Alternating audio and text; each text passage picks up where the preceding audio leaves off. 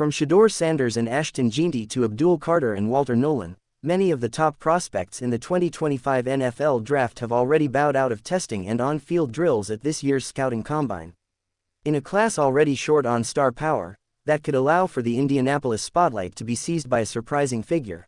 After racking up 29 touchdowns in the last 2 years with the Blue Hens, Yarns demonstrated at the Senior Bowl he's up to the task of hanging with a higher level of competition. The 5'10", 189-pounder now has the chance to set himself apart from his more highly touted peers as a potential third down back who can create mismatches against linebackers in the passing game. He's a strong candidate to post one of the better 40-yard dash times and should also fare well in drills that highlight his explosiveness. Don't pigeonhole the 5'10", 182-pound target as merely a slot receiver. The UNLV transfer eats up cushions in a hurry, as he posted 17.1 yards per reception and 14 touchdowns last season. He also topped out at 21.36 miles per hour during Senior Bowl practice, the best mark of any receiver during the first session. With the potential to also post impressive marks in agility drills, Williams could continue to solidify his push into day 2 if he has a strong outing. His physical traits alone should earn him a shot with some team, as 6'5", 212-pound pass catchers with big play potential as downfield targets aren't easy to find. But the former Norfolk State transfer has to account for a litany of drops and an overall lack of refinement.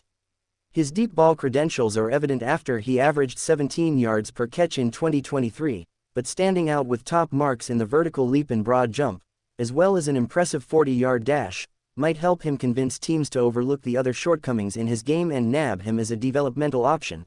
The wrestling to offensive line pipeline continues to run strong with Grant, who was an all-state wrestler at 220 pounds in high school.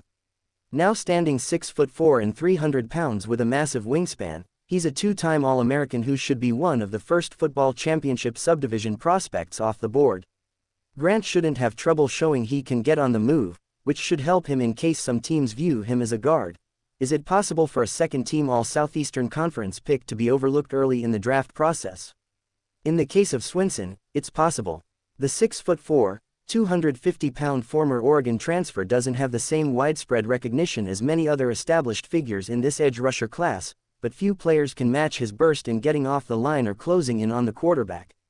His technique is a work in progress, but rangy, explosive pass rushers with a knack for slipping blocks tend to get claimed quickly come draft day. A sixth-year senior, he toiled in relative obscurity through 3 years at North Carolina and 1 at Auburn before breaking out in 2023. At 6 foot and 220 pounds, he's built like a safety but runs like a cornerback, closing in on ball carriers in a hurry. His frenetic style made the team captain a source of energy for the Tigers' defense, but it could also occasionally be his undoing whenever he overran plays or bit on misdirection. While his instincts are underdeveloped for his experience level and his size might disqualify him from some schemes, Asante should be able to showcase his impressive raw tools at the combine. His best shot at latching on with a team is likely as a sub-package linebacker who can create havoc as a blitzer and grow into a potential coverage asset against running backs. Not often you find a 6'2", 197-pound cornerback who was a high school state record setter in the 400 meters. It's even more rare that a defensive back with an elite level of linear athleticism is also fluid enough to be a standout in man coverage while adding ample ball skills from his earlier days as a receiver. Yet Porter manages to put all that together in what might be one of the most impressive sets of physical tools in this year's class. A sixth-year senior who didn't start until 2024, Porter is a late bloomer who still can be shaken by craftier receivers. But his immense upside should be evident through his workout and testing marks. Another former receiver who switched sides in college, Hill saw what should have been a breakout 2024 campaign derailed by plantar fasciitis. If the 6', 205-pounder is fully recovered, he has a shot to be among the leaders in the vertical leap, broad jump and 40-yard dash. For teams that rely heavily on zone coverage and are in search of a sure tackler with superlative ball skills, Hill could have plenty of appeal.